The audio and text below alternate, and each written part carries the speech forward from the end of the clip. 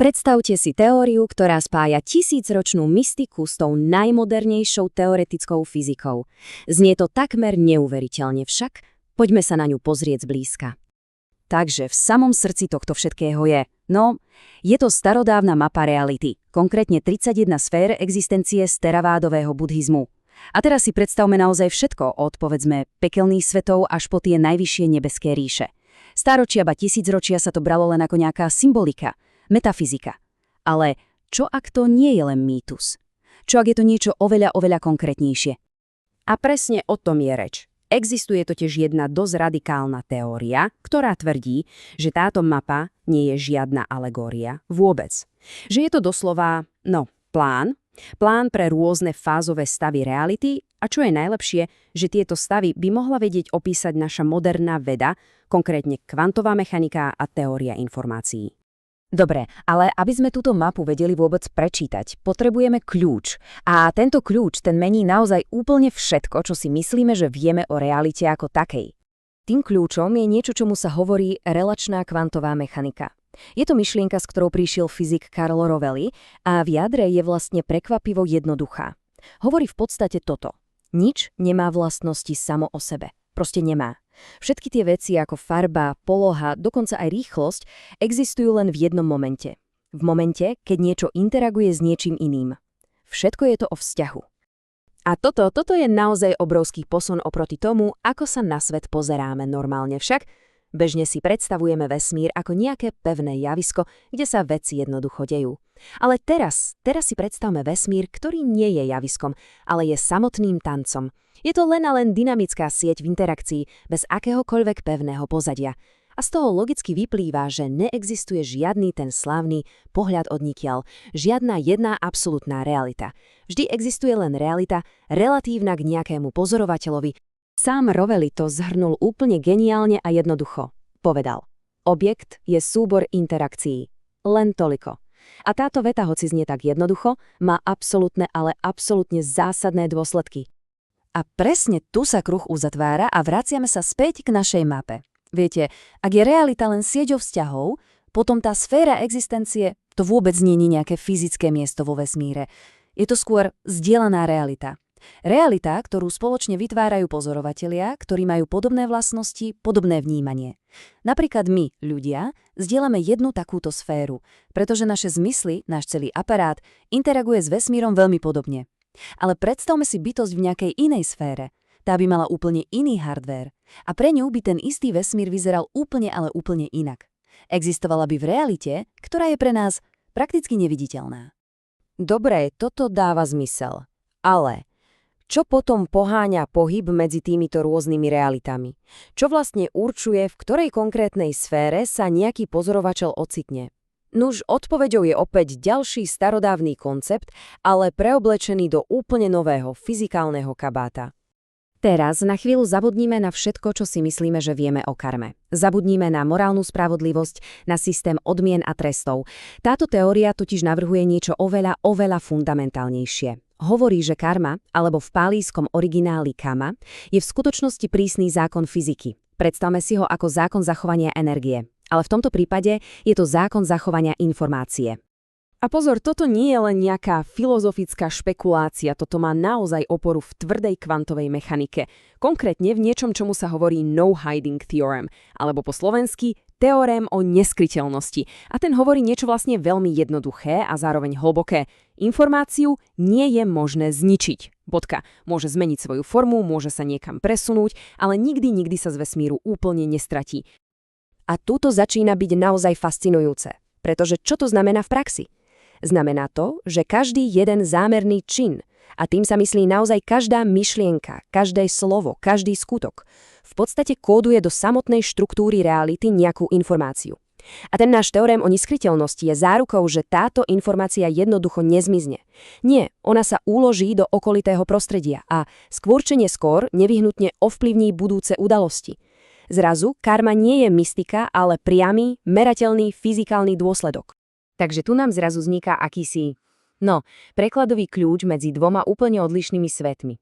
Starobuddhistický koncept kamma, teda čin, sa mení na fyzikálny zákon zachovania informácie. Čita, čo je moment mysle, sa stáva diskrétnou udalosťou v časopriestore, taký malý pixel reality. A patisanty, samotné znovuzrodenie, to nie je nič iné ako prenos informačného stavu z jedného systému na druhý. A toto je absolútne kľúčové pochopiť. V tomto modeli sa neprenáša žiadna duša, žiadne nemenné večné ja. To, čo v skutočnosti pokračuje, je iba informácia, čisto kauzálny reťazec príčin a následkov. Je to presne ako keď sa nejaký algoritmus presunie z jedného počítača na druhý. Ten hardware sa môže úplne zmeniť, ale program beží ďalej. Takže, zhrňme si to. Máme kľúč, realita je sieť interakcií. A máme aj motor, karma je zákon zachovania informácie. S touto výbavou sa konečne môžeme vydať na ozajstnú cestu po tej našej mape. A tá cesta, tá začína jedným naozaj šokujúcim zistením o tom, ako smiešne málo z nášho vlastného vesmíru v skutočnosti vidíme. OK, pripravte sa, lebo toto je fakt šok. Súčasná kozmológia nám hovorí toto. Všetko, ale naozaj všetko, čo poznáme a vidíme, všetky hviezdy, galaxie, planéty, stromy, my sami, to všetko tvorí len úbohých 5% známeho vesmíru. Len 5.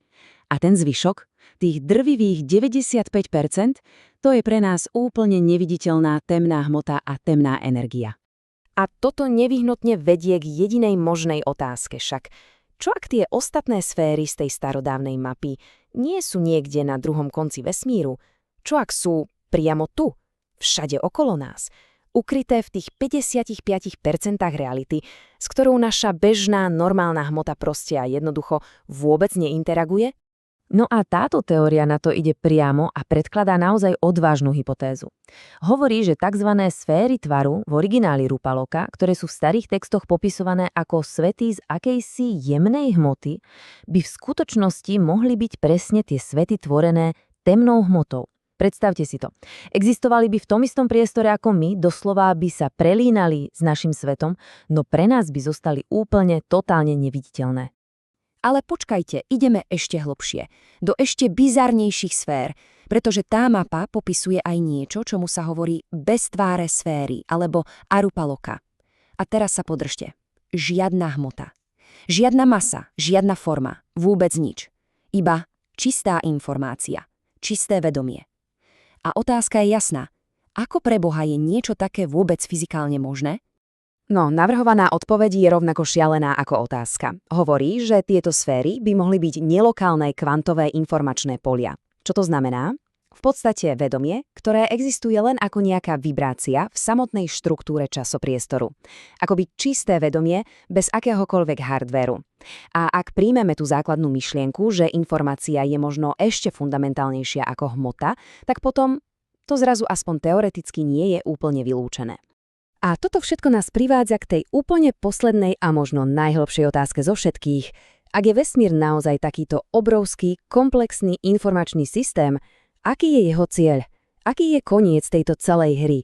Viete, v informatike existuje slávny pojem, ktorý sa volá problém zastavenia. A kľúčom k odpovedi by mohol byť Landauerov princíp z termodynamiky. Znie to zložito, ale myšlienka je jednoduchá. Akékoľvek spracovanie informácie, teda akýkoľvek výpočet, nie je nikdy zadarmo. Vždy má svoju cenu.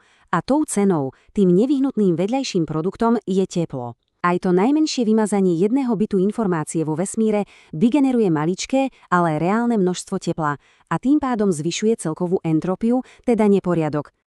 A teraz prichádza tá absolútne posledná dýchberúca syntéza všetkého, o čom sme hovorili. Táto teória navrhuje niečo neuveriteľné. Že dukkha, ten centrálny koncept utrpenia v buddhizme, nie je len nejaký psychologický pocit. Že je to reálny, fyzikálny jav.